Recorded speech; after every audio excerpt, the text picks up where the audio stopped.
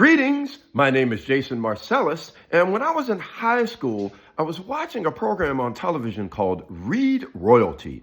It was a show hosted by my eldest brother, Branford, and they showed different clips of different Reed players throughout the years. People such as Sidney Bechet, Jimmy Dorsey, John Coltrane, Steve Lacy, and many, many artists that played Reed instruments such as soprano saxophone, alto saxophone, clarinet. And this was a show that aired on Bravo back when it was an arts channel before it was bought out by NBC Universal and they started showing Queer Eye for the Straight Guy. And some of you may be asking, when is NBC Universal? Now it's known as Peacock. But anyway, that's neither here nor there. So I'm watching the show. It was an hour-long show. And in the middle of the show, they show this clip of a gentleman playing bass clarinet. And it was none other than Eric Dolphy. Now, on this clip, Eric Dolphy is playing with this rhythm section, but Branford is speaking over this. He's talking about the innovations of Coltrane and Arnett and so forth. And when he finishes talking, the rhythm section comes to a stop, and all of a sudden, Eric Dolphy is just playing by himself. And man, when he started that solo, I didn't know what he was playing. It was like really abstract, really out there, but he was swinging. And I was like, man, what is he doing?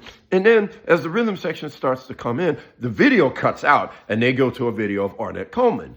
Now, I was recording this on VHS back then, because remember, this was before the days of YouTube where you can see any of those videos whenever you want. A lot of these videos were not available. So it was sometime after that I would watch that program, but I would go to that solo and I would listen to it and I didn't really understand it. And then one time I was watching it and my mother, Dolores, sees it and says, wow, that's great. Man, that's genius. And I said, maybe I just don't know what he's playing.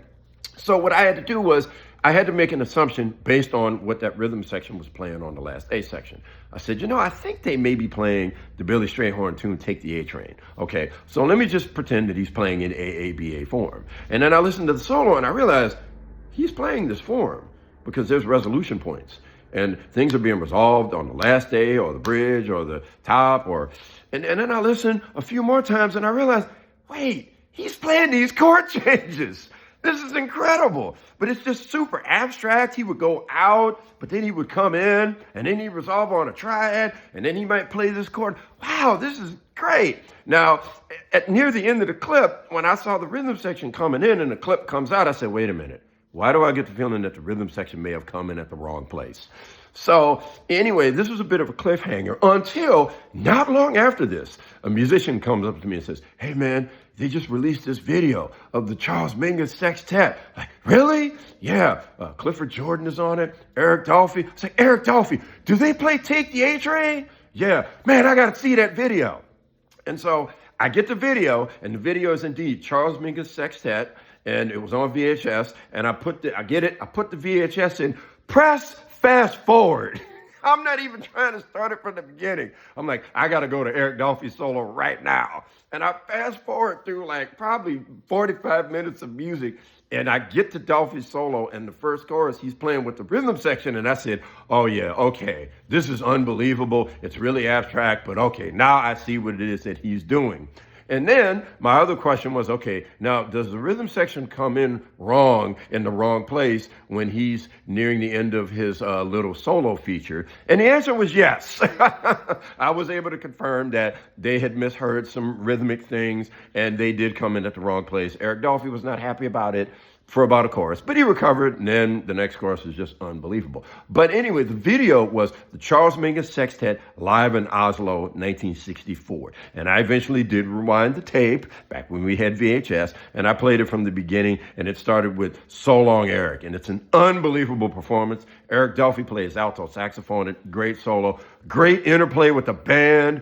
And I know there's a lot of you that have seen that. A lot of musicians have seen that video. But for those who have not seen that video, definitely check it out. It's an incredible performance. And after that, I started to get into the music of Eric Dolphy. He was on Mingus albums like Charles Mingus Presents Charles Mingus and Mingus and Aunties, which is, God, that's unbelievable. Now, I wasn't the biggest fan of him in John Coltrane's band, only because he didn't have much of a role. I think Train just got him in the band just so he could hear what Dolphy was playing.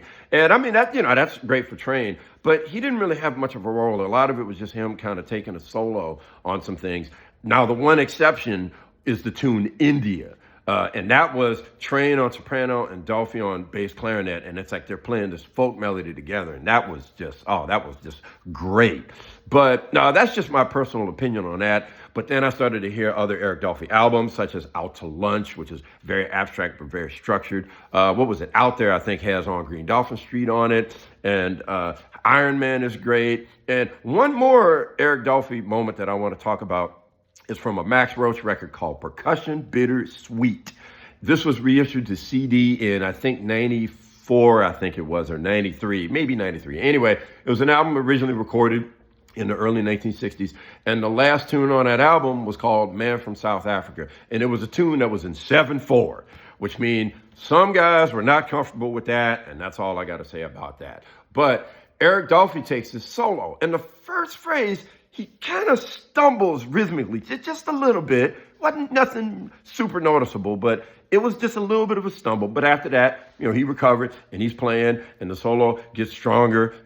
He gets more comfortable. And I think that he played one extra chorus based on how things were structured. But man, that first phrase of that extra chorus, man, was something else. Like, you better have a reason to play an extra chorus.